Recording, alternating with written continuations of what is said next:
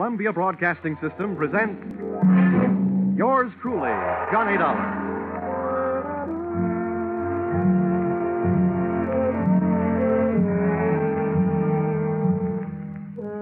The next half hour has its baggage packed to take a trip with America's fabulous freelance insurance investigator, Johnny Dollar.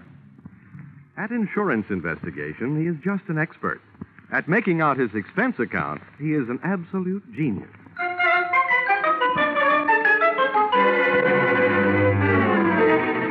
Expense account submitted by Special Investigator Johnny Dollar to Home Office, Nutmeg State Casualty and Bonding Company, Hartford, Connecticut. The following is an accounting of my expenditures during investigation of series of accidents affecting your policyholder, the Funfair and Weatherly Carnival shows, or how I went for a spin on a case we might refer to as Murder is a Merry-Go-Round.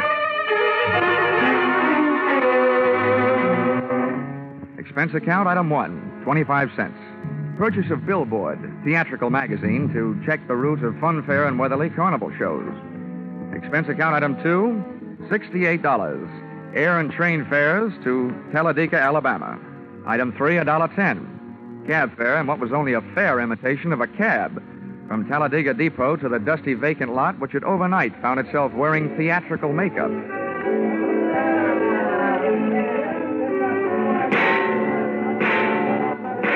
Brightly as the hot sun beat down on the midway, it couldn't help the layout of canvas and slats from looking beat up.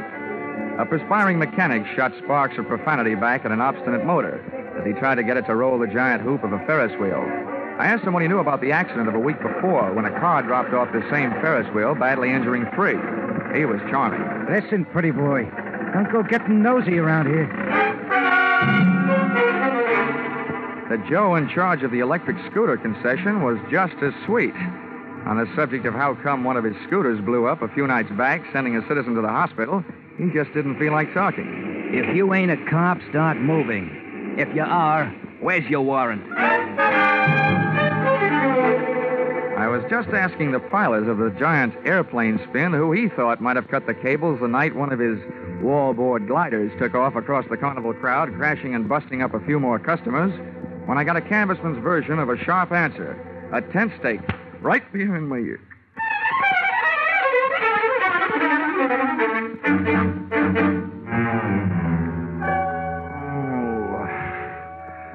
Well, those sleeping beauties waking up, huh? Who are you? I thought maybe you'd be sick of asking questions. First, maybe you better answer a few. Before you get up. Number 1, who are you? A pilgrim from Hartford. Never mind the double talk, wise guy. What's your name? My name is Johnny Dollar, but right now I feel like 2 cents. What's your big interest in those accidents you were asking questions about? Strictly academic. I'm only representing the insurance company that's paying off on those accidents. Now maybe you'll tell me who you are and where I am. Oh, thought you guys were smarter. Dollar, I'll let you in on a little secret. Next time you want to find something out on a traveling show, get to the boss first. Asking a lot of questions around a circus or carnival lot is unhealthy. Where is the boss, Miss Pepper? Louise is in the other end of this trailer. She'll be right out. Now, okay, you can get up on your feet. Oh, thanks. I hope you don't mind if I don't stay up on him. I feel more like sitting down. Go ahead. You still haven't told me who you are. My name's Brennan. Oh, yeah, Shanty Brennan. Yeah, you're the general manager of the show. They told me all about you. Louisa Pepper's right arm and strong arm. How long will she be? Yeah, she's getting dressed. Just finished taking a nap. We drove all night to get here. How about having a blast with me while you're waiting? No, thanks. I haven't enjoyed a noon bottle since I was 2. But don't let me stop you. Thanks. Oh. You sure you won't have one? I'm sure. Brennan, the insurance company's been checking up on your show. The police chiefs in the last 10 towns you've played say it's a clean one. We haven't got a pickpocket or a grifter on the lot. But plenty of trouble, huh, during those past 10 stops? At least once a night somebody's got hurt. But never any of us. It's always 1 or 2 of the townies, the citizens. Last night a car on the whip cut loose. That sent 4 to the hospital. 4 more insurance claims for Nutmeg State Casualty and Bonding, huh? Yeah, and 1 more town we won't be able to play again for a couple of years. It's a wonder we didn't travel out of that town last night by rail, tarred and feathered. For 10 straight nights now, you've had at least one big accident every night. What's your guess, Brennan? Has fate taken a steady job on your show, or is somebody out to get you? Somebody's out to get us. Okay, well, do you have any idea? Hello. Oh. Why didn't you tell me we were entertaining a gentleman, Shanty? I'd have put on some more clothes. It would have taken a lot more clothes to cover all there was of Louisa Pepper. She looked like an aging Cupid doll, but even in a carnival, she was no prize. I didn't like the look in her eye. It looked much too friendly. So right away, I decided to change the unspoken subject. Miss Pepper, I'm here on business, insurance. Sorry, we're not buying any. And I'm not selling any. The way things have been going, the insurance company I represent would probably like to buy some of yours back. Oh? Yeah. I'm from the Nutmeg State Casualty, investigating the accidents. Hope you find out more than we've been able to, and fast, before we go broke. The word's traveling one town ahead of us. They got us pegged for a dangerous midway. Have you been using police protection? 20 extra cops a night at $10 a cop. So, night before last, a guy winds up with a hammer to try and ring the bell and win a cigar. The top of the hammer flies off and almost brains a cop. Around this show, the police need protection. I see what you mean. How are you fixed for people who don't like you? We got many to choose from? Dollar, we treat our help fair and square. We know them all and trust them all. Fire anybody lately? Nobody. The only ones who left were floaters. But none of them had a beef. Okay, Miss Pepper. Now think back. In all your life, who do you know who'd most like to see you have a real bad time? Only one guy. And he's not around. Dead? As good as. He's in jail. Has been for the last 8.5 years. That's a long time. How long did he go up for? 10 years. What are you thinking, Dollar? I'm thinking that with time off for good behavior, maybe he's not in jail. Not in jail? Shanty, he's got to be in jail. He's got to be, I tell you. You told me you were... All right, break it up, Louisa. If Carter Lacey had a voice as sharp as yours, he could saw his way out of jail. Okay, Dollar, you made a guess. How about seeing how good it is? Sure. I'll find out if your bogeyman is still in jail, but I didn't catch that name. Lacey.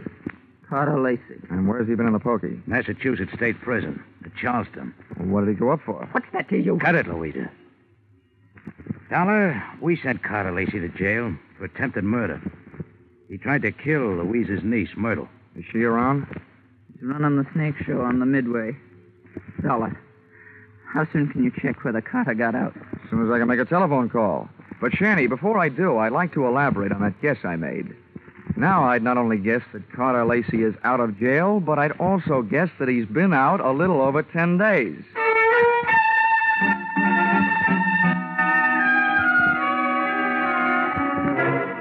Expense account, item 4, $3. Telephone call to Massachusetts State Prison, confirming both of my guesses. Carter Lacey had checked out of the Bay State's Hotel Greystone for bad boys 2 weeks previously. Item 5, $32. Telephone calls to various hotels in the last 10 towns the Fun Fair and Weatherly Carnival shows had played. Item 6, 10 cents. 2 nickels spent calling 2 hotels right here in Talladega. Then I dropped 1 more nickel in the telephone, got the lucky number. Yes, sir. We do have a Mr. Carter Lacey registered. Room 312. Shall I call? And hit the jackpot. Expense account item 7, 65 cents. Cab fare to Sunshine Hotel. Tip the driver, $1. From the lobby, I called room 312. He invited me up. I invited him down. I knew I'd feel better talking to Carter Lacey with a lot of people around. They'd make nice witnesses if he suddenly got homesick for prison life and used me as his ticket back. I waited in the coffee shop. The waitress brought me a cup of coffee, and my palate went to work refereeing a one-sided bout between the strong Java and the weak cream. Hello. Dollar? All right. Sit down. Thanks. You're Carter Lacey, huh? Have some coffee? No, thanks. It keeps me awake nights. How about your conscience? Having the same trouble with that? My conscience deserves an 8.5-year rest. But it can't start its vacation until I even up a few scores. Busting up carnivals. Child's play. Look, Dollar, over the phone you told me you're an insurance investigator. You can save your company a lot of money. How? Call them up and tell them not to insure the lives of 3 people. Because any minute now, 2 of them are going to be dead. Louisa Pepper, Anise Myrtle, and Shanty Brennan. Yeah, Dollar. I'm going to kill 2 of those people. The other one's still my friend and is going to help me do it. In case you don't know your law, Dollar, don't bother calling the cops. I can't be held for making a threat unless I put it in writing. Well, Lacey, I don't know what your beef is against the people running that carnival, but those accidents have been hurting a lot of innocent bystanders. Dollar, you're talking to a guy who really knows what it means. Getting hurt as an innocent bystander.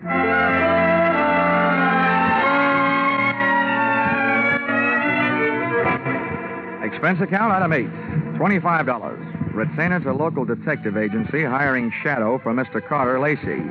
Explanation, an ounce of crime prevention is worth a ton of trials.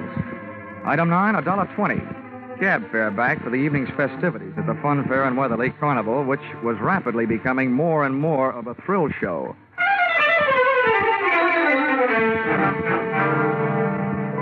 Expense account, item 10, 30 cents.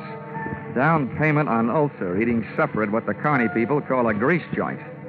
I made my way among the trailers that were lined up behind the midway, and as I looked for the one housing Louisa Pepper's snake-charming niece Myrtle, the burning sensation around my heart wasn't all caused by the hot dogs I'd just eaten.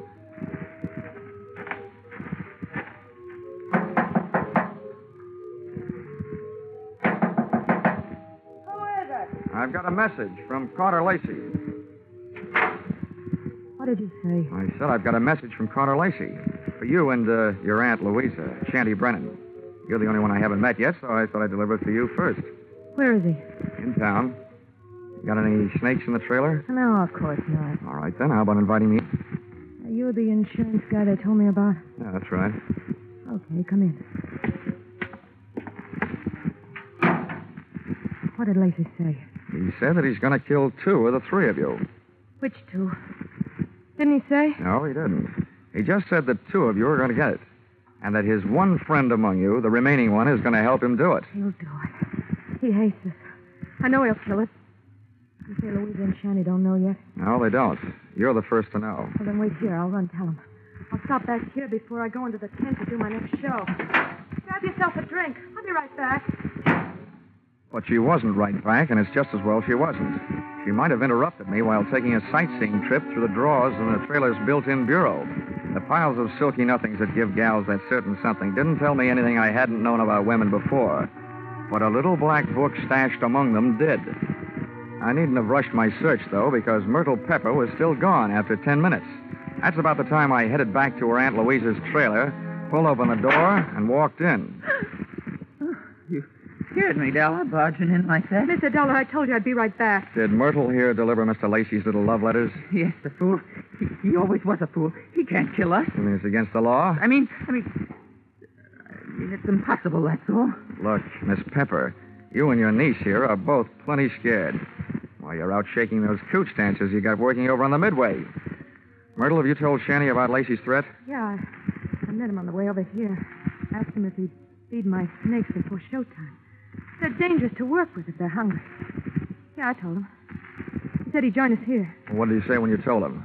He said if Lacey had one of us helping him, then the 3 of us had better stick together so we could at least watch each other. Smart man. He had a good idea. I see the 3 of you had better stick close to each other, beginning right now. Come on. Where are we going? Over to the snake tent. And when we get there, Myrtle, you'll be the only one of us who'll be among friends. The 3 of us left Louisa's trailer. We walked past the back of the shooting gallery concession right in the front of it.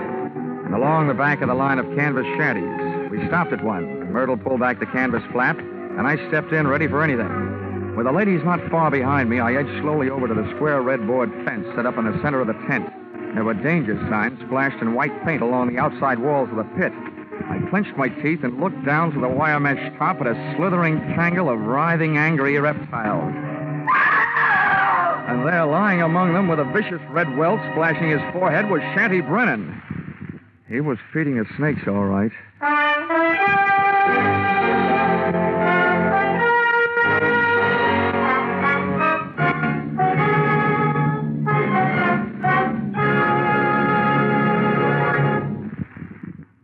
In just a moment, we'll return to the second act of yours truly, Johnny Dollar. But first, here is some news. 30 minutes of new thrills will be added to CBS 10 great Sunday night entertainments this coming Sunday. At 6:30 p.m. Eastern Standard Time, where you formerly heard Spike Jones, CBS will bring you screen star John Lund in an adventure-packed tale of a ship filled with terror and horror. This story, A Shipment of Mute Fate, starring John Lund, is the first of 3 special broadcasts from CBS' famous Escape series. It will be heard over most of these stations immediately preceding a familiar show which brings you a different kind of escape, The Jack Benny Show. And now, back to yours truly, Johnny Dollar.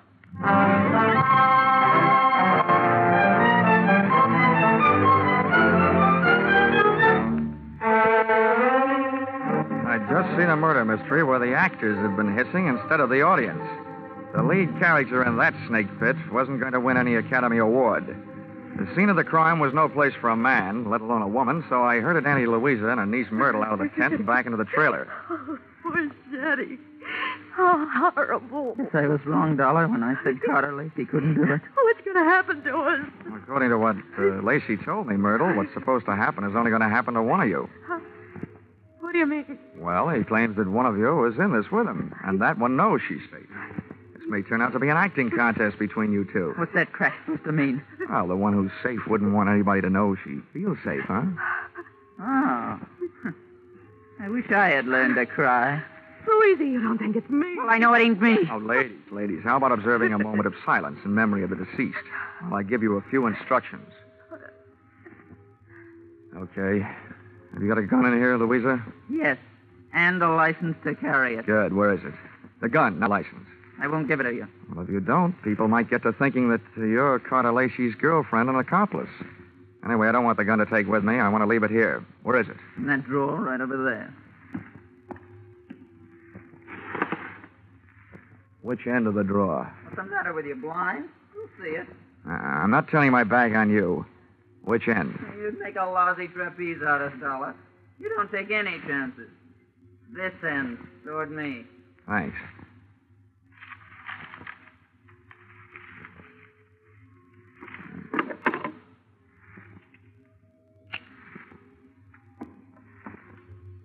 Well, now where are the keys to the car hitched to the front of this land yacht? What are they for, Dollar? Just another chance I'm not taking. With those keys in my pocket, this trailer won't be joyriding anybody off into the night. Where are they? I'll get them for you. Wait a minute, Myrtle. How come you know where Louisa's keys are? Yeah, Myrtle. How come? Well, they're laying right there in plain sight. Oh. Thanks. Now I'm going out and call the police.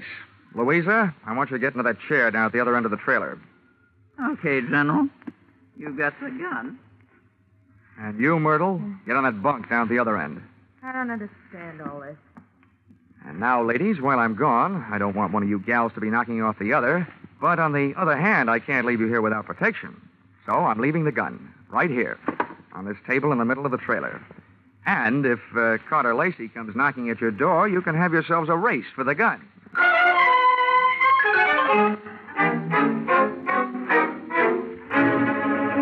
Expense account item 11, 5 cents. Telephone call to the local police, plus another nickel spent calling a taxi. The cops arrived in 4 minutes, the cab in 15. Its driver had no siren to take him through the traffic lights. Item 12, $1.10. Cab fare on an exceedingly slow and torturous trip to the Sunshine Hotel. Tip to his kind of a driver, a nickel. I went up to the 3rd floor and headed down the hall to Carter Lacey's room, 312. I rapped for an entrance, but all that came back was an echo. The lock on the door was the soft touch type known to the trade as the burglar's friend, so I went in.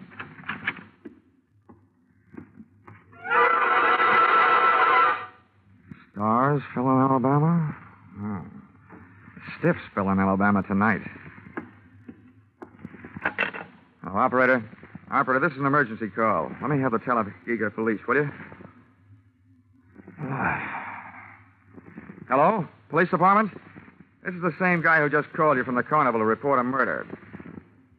Yeah, well, you can send in the 2nd team. I've got another one for you over here at the Sunshine Hotel. Room 312. A party's just been strangled. Yes, I'm sure. Lots of bruises and deep-set fingernail marks on the throat. Sure, I know who it is. The name of the deceased? is Myrtle Pepper. Myrtle Pepper certainly had been a fast worker. She not only had beat me down to the hotel, she'd managed to get herself killed in the bargain. I dusted the room for information, which was obviously more than the floor mate had done for dirt, and came up with a kind of an eye-opener you don't drink. A pint-sized surprise in the form of some old newspaper clippings and Carter Lacey's prison release form. And what let him out let me in on something. I got out of the room into the elevator, and when I hit the lobby wondering where to start looking for him, I found him sitting there looking at me. Hi. Why do you want to talk, Lacey? I don't want to. But if you want to try and make me, what's the matter with right here? Okay. I supplied you with an alibi today. I don't see him in the lobby. That detective? He had stomach trouble. He got kicked in it. You can reach him at the city hospital. You know, in prison, I was a trustee. I get out, nobody trusts me. Oh, with that forecast you gave me this morning, what else? Forecast? Yeah. You predicted that you'll kill 2 people. Well, tonight the 2 people are dead. Shanty out at the carnival, and now Myrtle up in your room. What does that make you? A good forecaster. Or the killer, maybe? Thanks for the maybe. Look, Dollar, I came to this town to take care of something. I took care of it. You want to yell cop? Go ahead. From now on, nothing bothers me. Well, then stop chewing your nails. You told me this morning that one of those 3 people was working with you. There's only one left. And suddenly, Lacey, I don't believe your story. Suddenly, I don't care. Shanty Brennan lied to me this morning. He said that you went to prison on a charge of attempted murder. Your prison release papers say you went up for grand larceny. You see what happens to bad little boys that tell lies? I'm not through yet. I fished a bank book out of Myrtle Pepper's trailer, a 3-way joint account. Myrtle, Shanty, and Louisa. The first deposit, $60,000. The date, the same year you were thrown into the can for stealing $60,000. To me, that spells a 3-way split for them and a frame for you. Also to you, it spells a motive for hating all 3 of them. So I lied to you. What are you going to do, wash my mouth out with soap? From now on, I don't need any answers from you, including smart ones. But look, you'd better stick around.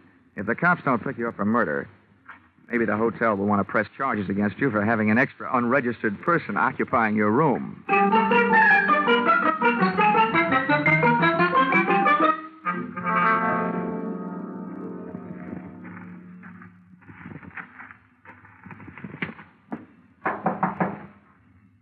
Who is it?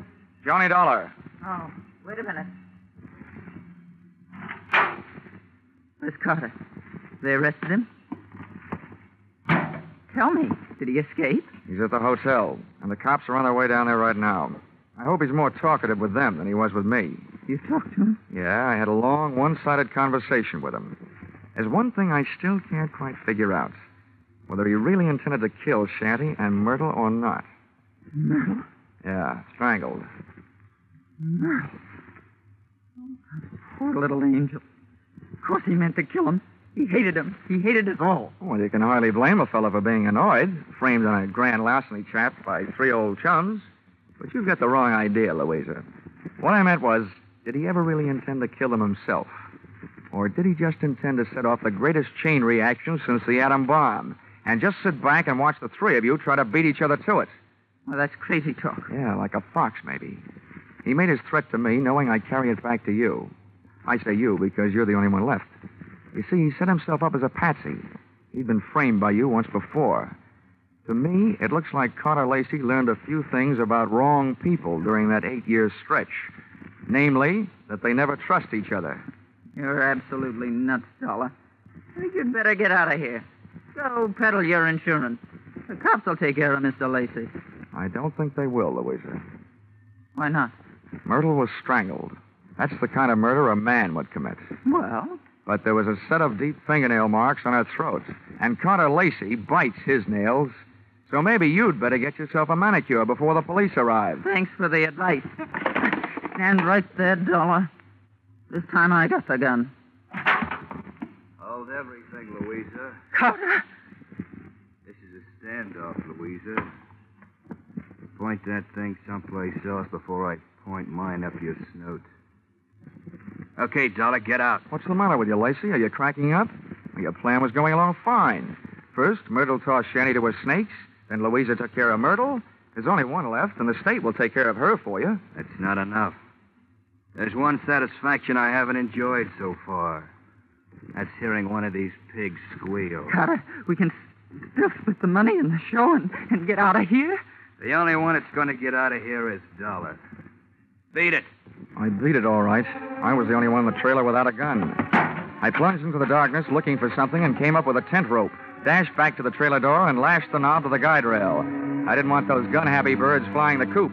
Just then, the season opened. I didn't know who was going to come out the worst in there, the hunter or the hunted.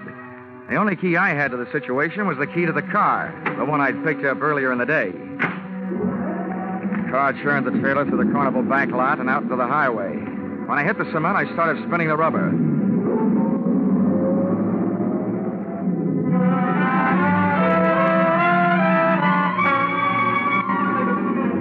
Just as we hit the streets of the sleeping city, things woke up. Whoever was left back there snapped a shot at me through the trailer's front window. The second shot was my cue to try to ruin their aim by playing rockabye trailer, swinging the car from one side of the street to the other.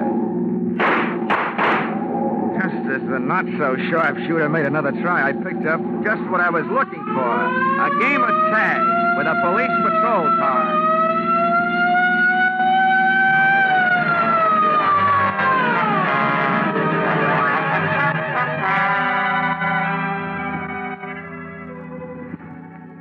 Expense account, item 13, 15 cents, bicarbonate of soda. Those Midway hot dogs I'd had for supper were no thoroughbreds. Item 14, $35, cigars for night shift. Talladega police, for whom I had started things smoking. Item 15, $3, hotel bill. Oh, but never let it be said that I ever turned in a measly $3 hotel bill for myself. This was to check out of the Sunshine Hotel, the man who had checked out in the trailer at the hands of Louisa Pepper. Louisa Pepper, the only one who was a good bet to catch up with Brennan, who had been murdered by Myrtle. And Myrtle, who had been loused up by Louisa.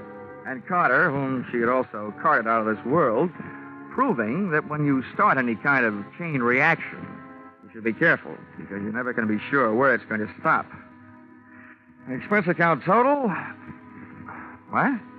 Only $692.18. I must be slipping. Yours truly, Johnny Dollar.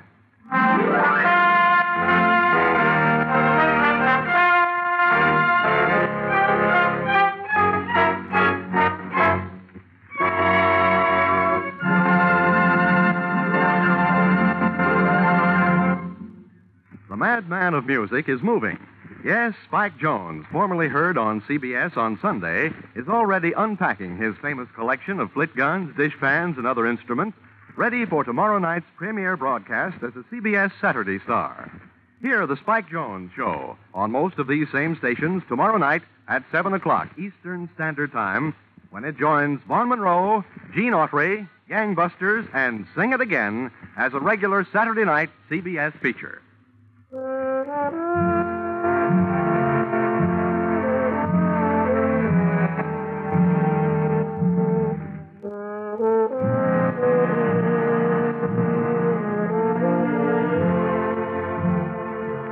Listen in again next week when CBS brings you Yours Truly, Johnny Dollar, with Charles Russell as Johnny.